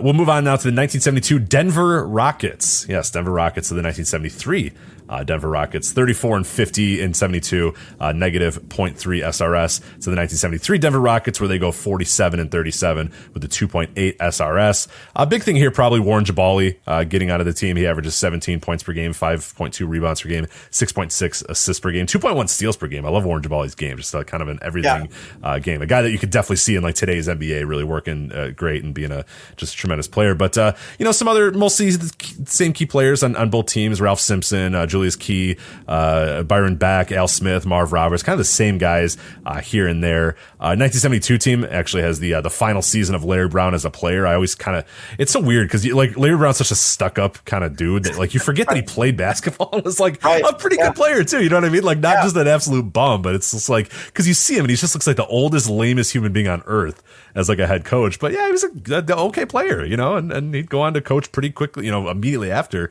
to go coach the Carolina Cougars. But yeah, final season as a player here. But Jabali, who played at a bunch of different places in the ABA, two-time All-Star for Denver, though. So when he was in Denver, he was probably at his best there. So yeah, absolutely. Yeah, and his career would end fairly quickly after that too. He was really good player. I think he kind of had the reputation of being hard to get along with, and that's part of the reason why he bounced around a lot. And obviously, outspoken black players were not necessarily favored by management during that time. You may have noticed that, right? And only during that time, because after that they were very well accepted for the rest of NBA history until today. Right. Obviously, where owners and fans alike just absolutely love when black players speak up about the issues that affect them directly. But great. 1974 Capitol Bullets to the 1975 Washington Bullets. I guess just changing the name to Washington was the key here because they have 47 wins when they're the Capitol Bullets. They have a 1.19 SRS. Then they become the Washington Bullets. They get 60 wins out of nowhere, 6.53 SRS. So just being represented by Washington really kind of helped these guys. But more likely it's healthier and better play from Wes Unseld, who's kind of coming into his own right here. The team also, they lose Archie Clark and Manny Leakes, but they add Jimmy Jones and Truck Robinson, both solid players. But Unseld becoming a kind of finding himself and becoming a healthier all-around player is probably the key there. Other than obviously change from the terrible name of the Capitol Bullets to the better name of the Washington Bullets. So. Okay. This one's strange. Okay. The 1975 Warriors to the 1976 Warriors. So the 1975 Warriors, they're 48-34. They have a 2.86 SRS. Unfortunately, they win the NBA title this year, though, right? So they beat the Bullets, they sweep the Bullets. One of the all-time biggest upsets in NBA history here is the Warriors, Golden State Warriors, win the NBA championship here. They improve in 1976. They go to 59 wins and 23 losses, a 6.23 SRS. Big changes here. They lose Butch Beard. They add Gus Williams. Phil Smith takes a bigger role as the number 2 scorer, and we become an All NBA player this year as well. And you think, man, they won the NBA title last year. They got a little bit better. Well, they lost in the Western Conference Finals to the Phoenix Suns. So a very weird thing here, where they improved but got worse in terms of not winning the NBA title in this next year. But the first instance I think the only instance we have of the team, the prior team, the team that they improved on actually winning a title, and then the team that improves bowing out in the playoffs pretty early. So a very, very strange one here with the Warriors. Yes. Yeah. A fun little tangent is the next year, 1977 team, they had Phil Smith, just been all NBA. They had Gus Williams. They had Jamal Wilkes, who'd been, all-star, I think all NBA as well. And then Ricky Robert Parrish, all of them under 24. And that's a pretty fascinating what if they keep those guys together. And do they replace the Sonics as the late 70s champions, or, do they compete with, potentially the Blazers or the Lakers? I mean, that's a group if they can keep together, I think is sort of a fascinating, and they lose all those guys, within the next, 2 or 3 years. Just sort of kind of crazy. 1976 Sixers will be our last one here of the 70s. 1979 Sixers, 47 wins, 35 losses, 1.74 SRS. To the 1980 Sixers, 59 wins, 23 losses, 4.04 SRS. Roster pretty much the same. Obviously, you got Julius Erving, you got Caldwell Jones, Bobby Jones, Maurice Cheeks, Daryl Dawkins, Henry Bibby. Kind of all the guys. The real big key, I would say, Lionel Hollins coming in midseason trade, but more likely it's just kind of everybody kind of forming together and kind of just figuring out what they were trying to do and figure out where things were going to go. Doug Collins gets his role reduced a little bit in 1980, so maybe that helps. Not playing Doug Collins more. Right. Steve Mix is on that team as well. So they're a talented team. It just kind of needed to kind of form and get together. But I don't know if I have like a distinct, definite reason why this team improved as much as they did. And obviously, we'd see over the course of the next few years. Obviously, 83, adding Moses Malone is going to be a big reason why they're going to improve and go where they go. But, a team that, I don't know, just everybody kind of getting older, getting more mature, getting a little bit better, but just a solid core year over year there. Yeah, well, they get Cheeks. Cheeks had been, I think he was a rookie in 79. He plays more in 80. Irving plays better. I think he's a bit healthier as well. He kind of battled some injuries for a couple of years there, ankle injury, I think. So, Collins, who was a good player when he was healthy, but was hurt a lot, I think reducing his role a bit in letting other guys step up. Yeah, I mean, it was the same mix of guys roughly, but they, different guys got more minutes and different guys got less minutes. So it's more just kind of rotating the pieces around a little bit. Right, so, playing the better players more and playing Doug Collins less is probably what helped a little bit. Oh, man. Sorry, Doug Collins slander here. It's all right. I mean, playing Daryl Dawkins and Maurice Cheeks more, I think it probably was a better idea. So that's a better day, yeah. So, all right. Going to the 1980s, the 1980 Knicks versus 81 Knicks. In 1980, they won 39 games with a negative .96 SRS. 81 50 wins with a 2.00 SRS, and they just kind of had a good young core that ended up improving. Michael Ray Richardson, Bill Cartwright, Ray Williams, all those guys. Were talented youngsters and looked like they might have a strong future. Unfortunately, that was better for some than others.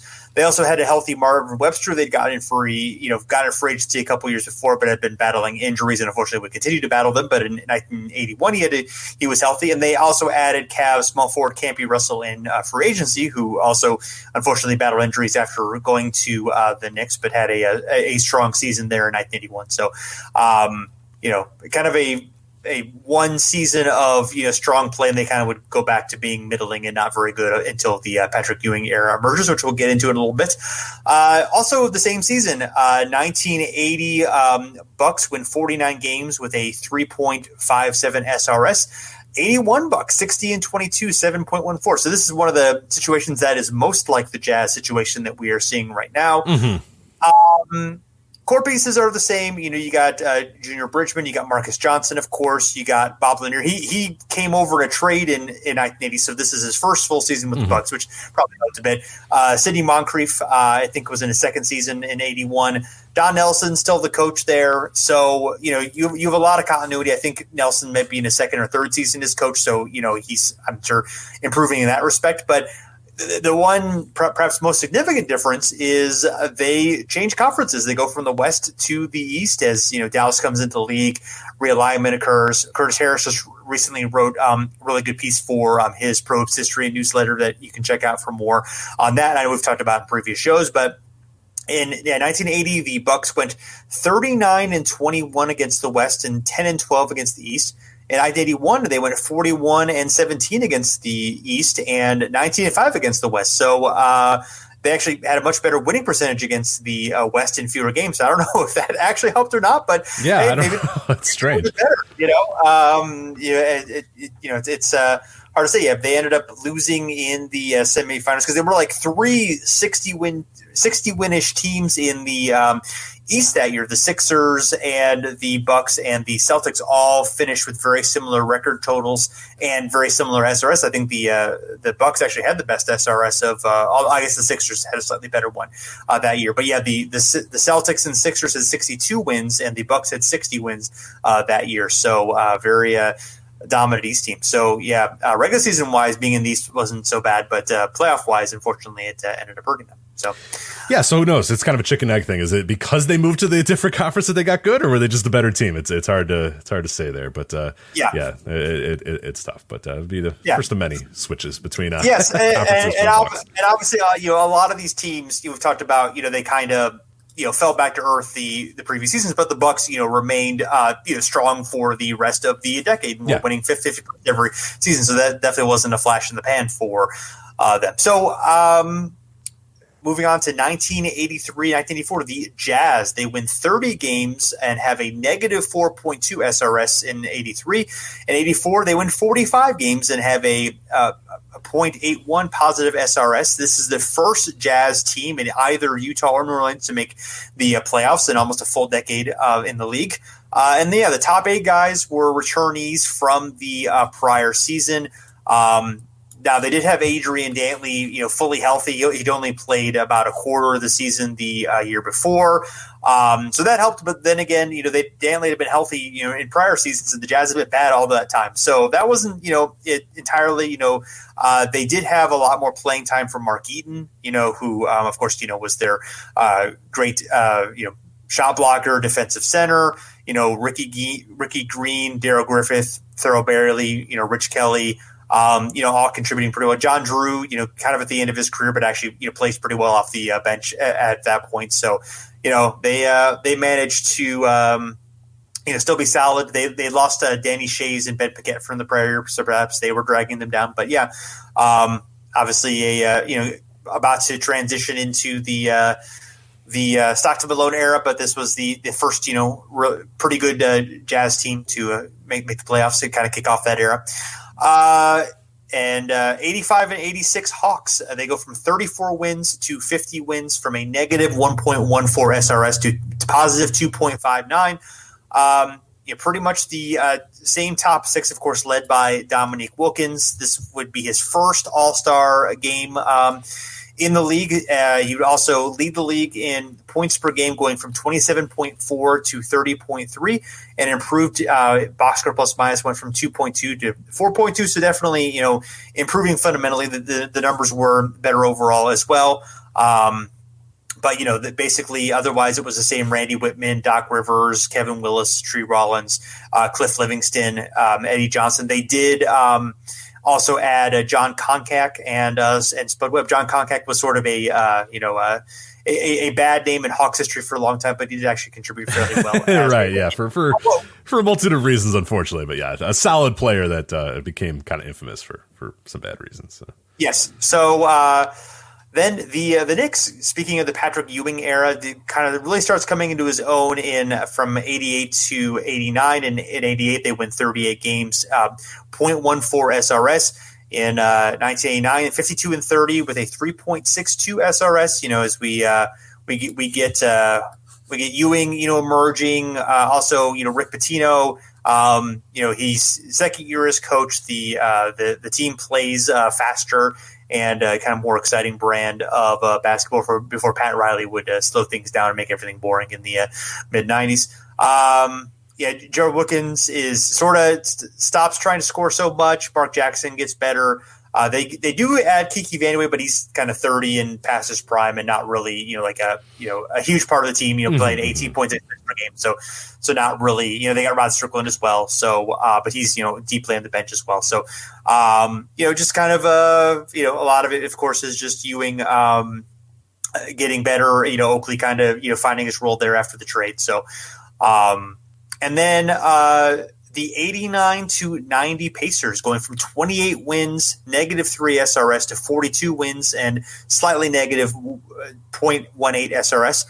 And this is still obviously Reggie Miller is emerging as the star, although I would say that Chuck Person kind of still the bigger star at that point. That would change very quickly. They also they got Vern Fleming, the legendary Vern Fleming. Oh, of course, yeah. Detlef Schrempf, Rick Smits is in his second year there. Mike Sanders, our favorite player, keeping his teams above average. A lot I wonder how much percentage of people listening understand that joke. But we'll hopefully see. you do. We're not going to explain it for you, but there you go. I love it, Jason. I love it, and that's all that matters. All right. Ricky Green also in there. They had lost Herb Williams and Wayman Tisdale. It was also the first full season as Pacers coach for Dick Versace. He had taken over fairly early in the 89 season. So, after actually it was their fourth coach in that season after Jack Ramsey, Mel Daniels, and George Irvine. So yes. So they managed to get them over 500. And they'd been struggling franchise for a long time. So that was kind of the first of what would become better days for the Pacers under Reggie Miller. And then finally, capping off the 80s is the 89 to 1990 Blazers. The 89 Blazers, 39 wins, 0.92 SRS. The 1990 Blazers, 59 wins, a 6.48 SRS, so quite a big jump there. Of course, they would make the finals, losing to the Pistons in the 1990 finals. Rick Adelman replaced Coach Mike Schuler during the middle of 1989 season. He actually went 14-21. Schuler had a positive record as a coach. Schuler, I think, was feuding with Clyde Drexler at the time and not well liked. So Adelman was a more friendly coach. But yeah, they basically had the same core: Clyde Drexler, Terry Porter, Jerome Kersey, and Kim Duckworth. They did add Buck Williams. That was actually a fairly major addition. Maybe wouldn't officially count on this one, but why not? I was going to talk about it anyway. 13.6 points per game, 9.8 rebounds per game for Williams. So less of a role than he had in New Jersey, but obviously an important part of the team. Also add rookies Clifford Robinson, who, as we talked about recently in the show commemorating his career, did actually play a lot as a rookie. And they also draw some Petrovic, who did not play much as a rookie and then ended up going to the Nets a few seasons later.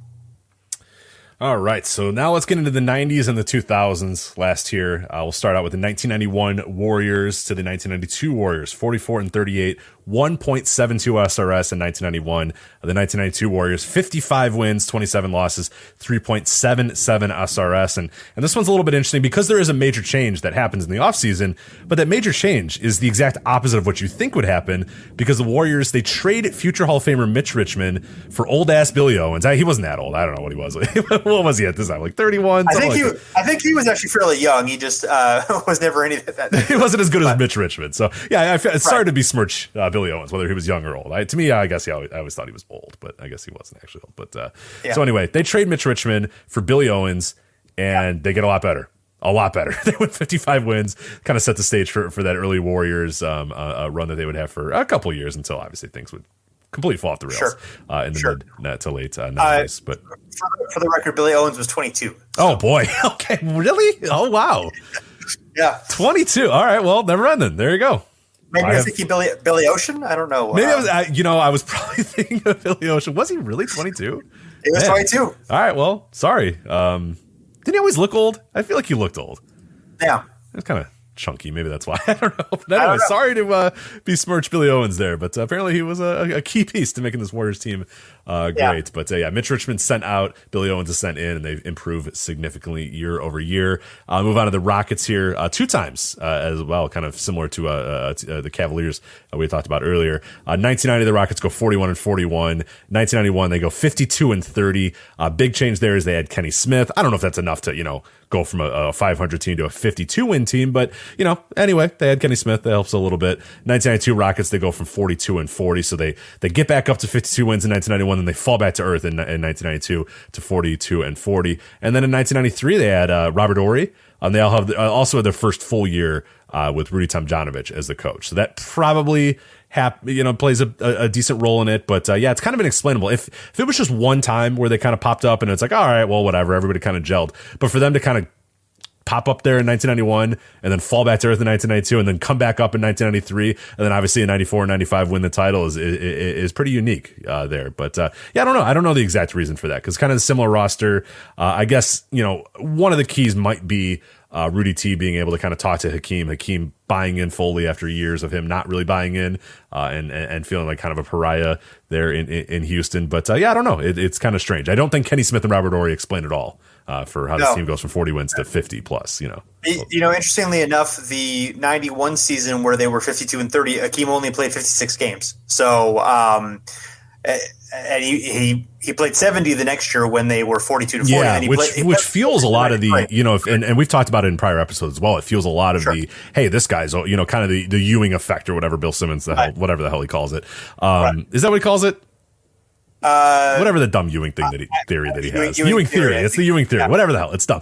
Regardless, yeah, it like if you go and read stuff at the time, and I know that SB Nation, or I think Secret Base, their new YouTube channel, has a great video. I think Seth Rosenthal did it about the Hakeem Olajuwon era in Houston and how close it came in this 1992 season when, 1991, he doesn't play as many games and they're pretty good. 1992, he comes back fully. They're not as good. It's like this, hey, do we really need this guy? Is this guy really what we want to build our team around? Which absolutely seems ridiculous given, what would happen in 94 and 95. But yeah, a lot of credit to Rudy Tomjanovich and Houston for kind of keeping it all together, saying, no, Hakeem, stay here.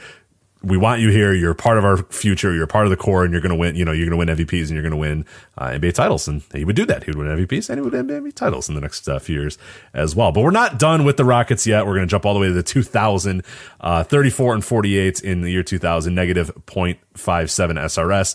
Then in 2001, they jump all the way up to 45 wins and 37 losses, 2.71 SRS. Pretty much the exact same roster with the exception of not having Charles Barkley, who at this point was really just kind of a drain in the team in a lot of different ways here. He plays only 20 games in 2000. So not a huge deal, but, getting him out of there and sort of just building around young players. They added Maurice Taylor as well, but not really enough to kind of put them over the hump, but probably Steve Francis getting a little bit better. Just some things here and there that kind of, got the Rockets back on track here after some pretty bad years. Sure, and they still had Olajuwon at this point. He was obviously playing a lesser role. Right. Mobley, Shannon Anderson, and Kenny Thomas, of course, legendary, and Walt Williams, of course, the Wizard. So, of course, yeah, and if you're trying to do the math there and say, well, hey, when did Yao Ming come in there? Well, the next year they got back up to 28 losses or 28 wins, I should say. So, right. Yeah, this is kind of a blip where it's like, hey, this team's kind of good, and then it's like, oh wait, no, we're bad. We're actually really, really bad. So that would allow them to get Yao and then obviously get the building blocks for the next decent to good Houston Rockets teams. We'll jump ahead here. 2008 to the Cleveland Cavaliers, the 2008 Cavaliers, 45 wins, 37 losses, negative 0.53 SRS. And then the 2009 Cavs, 66 wins, 16 losses, 8.68 SRS. One of the kind of the better teams of all time here in this 2009 Cavaliers. And, in terms of major stuff, when we say major, quote unquote, major deals here, the Cavs do kind of rework the team around LeBron James. Obviously, you have LeBron James. You have a team that went to the finals the year prior in 2007. You have Anderson Varejao. You got Zydrunas Ilgauskas. You got Boobie Gibson. You got Sasha Pavlovich. You have a few other guys. Well, in this offseason, they really, really kind of get things together. They bring in Joe Smith. They bring in Ben Wallace. They bring in Delonte West. They bring in Wally Zerbiak. This is really, offseason. In the 2009 offseason, they bring in Mo Williams as well. This is just like we're going all in. We need to do everything we can to keep LeBron here and get LeBron, a title and get him to the promised land. And and for people that weren't around during this time, the 2009 Cavs team felt like it was the one where it was finally going to all kind of come together for LeBron. He had the guys, he had the team around him. Obviously did not work out very well in this first Cavs run. Did not work out the way they wanted it to, but This one might be a little bit of cheating because there were kind of quote unquote major changes, but at the end of the day, the core and the top player was still kind of there. It was just kind of building around that guy with a Ben Wallace, who at this point had kind of, petered out a little bit. Delonte West, who a good role player. Wally Szczerbiak, not near his peak, but a decent role player. And Joe Smith, of course, never really kind of a great player, but a decent role player as well. So just a lot of pieces coming together, and LeBron kind of becoming a next level great player during this era too, kind of helps them go from 45 wins all the way up to 66. Right. And I think the key thing is that that trade was, mid-season trade, and getting Wallace and Smith and Delonte and Wally Szczerbiak, and they were not significantly better after that trade. I mean, they took Boston to 7 games, but yeah, they definitely that trade did not immediately look like gangbusters. But they played so well for that next season with only really adding Will Williams. And Williams at the time, I think there was potential. There was thought that he would become a bigger. Not that he was going to be like a Dwayne Wade level star, obviously, but there was potential. I think that he could be like, star level player. And they had guys who complimented LeBron, but if they could have just gotten that one, that one really good player, maybe they would have had a chance to win that, to win the championship, to be beyond a really good regular season, or actually one of the better regular season teams of all time. Yeah, of course. Just an incredible regular season team there. But then, unfortunately, the Orlando Magic and their 4 shooters and a dominant Dwight Howard came, and that became an issue when you have Zildjian Ilgauskas and Anderson Varejao, and you're trying to chase Hito Turkoglu and Rashard Lewis around the court. Did not go well. No. Did not go well. No. 2014 Hawks to the 2015 Hawks. A team we love talking about here, these 2015 Hawks. They go from 38-44 with a negative 0.88 SRS to the 2015 Hawks. 60 wins, 22 losses, 4.75 SRS. Big additions here. Thabo Sefolosha, Kent Bazemore are both added, both under 20 points per game, or 20 minutes per game, I should say, both off the bench. The same starting 5. It just kind of came together, man. It just all worked for this 2015 Hawks. They were a machine. I love this team. I don't care what anybody says. I like this 2015 Hawks. Yeah, anybody who whines about the 4 All-Stars or the 5 players of the month can they could have. You're a dork. Get out of here. This team rules. Yeah, exactly. There you go. That's all I have to say about that team. They ruled. Yeah, right. They ruled, yeah. And then they weren't that good after that, but that's all right. Yeah.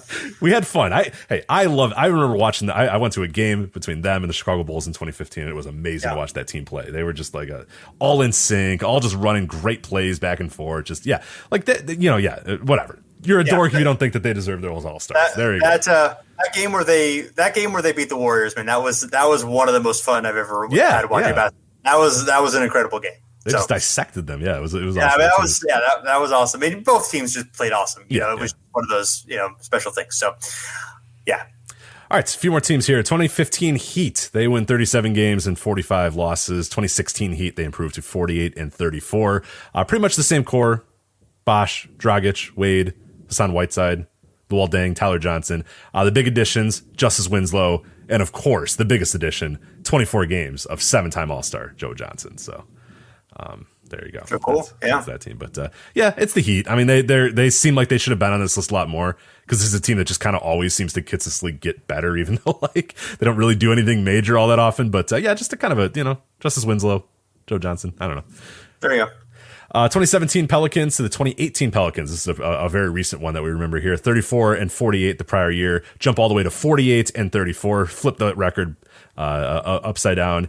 Play at the NBA's fastest pace during that 2018 season. That's basically when I think Alvin Gentry just decided, you know what, screw it, let's just run, let's see what can happen. And their offense improved a ton. They went from 26th in the league in offense all the way to 10th in the league in offense. They did add Rajon Rondo, which I guess ended up being, at the time it wasn't major, because Rondo was obviously probably at his lowest point ever after the terrible run in Dallas, where Rick Carlebowski says, go away and never come back, you're off the team, get out of here, buddy. He goes to the Pelicans, and not a major deal at the time, but ended up fitting in perfectly with this team. DeMarcus Cousins had been acquired the prior year. Anthony Davis kind of in his, what I would call his first peak until obviously these Laker years, and a really good seasons from Drew Holiday as well. So just kind of DeMarcus Cousins and Anthony Davis coming together, Alvin Gentry deciding, hey, let's run with it, Rajon Rondo coming in being the perfect fit, and Drew Holiday improving kind of gets this team to go from perennial loser to at least one decent year until then the next year when it doesn't all go well, and Anthony Davis decides, you know what, I'm done. I don't think this team's good anymore, and I'm done playing for you. So peace out. Yep. And then our final year here, the 2018 Brooklyn Nets. I don't know why I'm thinking New Jersey. I don't know. I'm always thinking New Jersey Nets. 28-54, negative 3.67 SRS. The 2019 Brooklyn Nets, 42-40, a negative 0.4 SRS. So this is this team became okay after being terrible. We try to pick teams that were like really, really good and then, or really, really bad and then turn really, really good or whatever. But this one's a decent one to kind of mention here. The big key here is they trade for D'Angelo Russell, which again is not that big of a deal on its face in 2018. But he emerges as an all-star. The team just kind of gels. Everybody kind of comes together. It's kind of this land of misfit toys here for the Brooklyn Nets. And the top 8 all move over from the prior year to this 2019 team, including D'Angelo Russell. And it just kind of, it just works. It just all kind of works. It all kind of comes together. They're a nice hustling team. They overachieve. Kenny Atkinson's got them playing right. And then obviously they decide, you know what, screw all this. Let's get Kyrie Irving. And that's, we'll see. We'll see. We're to be decided. We'll see what happens there. But obviously adding Kevin Durant and James Harden will probably help a little bit as well. So probably, yeah, that might not be too bad. Yeah, we'll see. They'll probably be better than 42-40. I think that's it's a bold take, Jason, but I think you might be onto something there. Yeah. All right, I appreciate that, Rich. So, all right, well that's it. That's a lot of NBA history we just dug through there, but that was some fun teams that I had not known or thought about in a long time. So, who knew you were going to be talking about the 1973 Denver Rockets?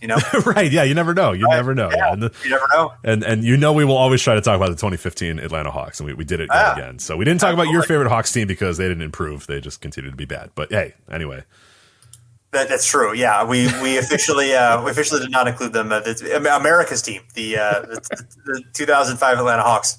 Officially America's team. I think the Dallas Cowboys, because of their run of ineptitude in the early 2000s and still today, they are no longer America's team, and officially it is the 2005 Atlanta Hawks. So congratulations. Yeah, absolutely. Yeah. So, thank you very much. I appreciate that. So yes, everyone, thank you for continuing to listen and enjoy the program. You can find us at the Step Back at Fansided. All kinds of good podcast and other goodness is there. NBA goodness, articles, writings, essays, pieces, things that are good. Having surely coming up with the words to describe words there for a second. But you can listen to us at all the other podcast services, Apple Podcasts, Stitcher, wherever you like to listen to your podcasts. Please review, rate, and subscribe to us there, and let us know how we're doing. We're also on Facebook and Twitter at Over and Back NBA. So thanks again for listening, and we will be back again soon.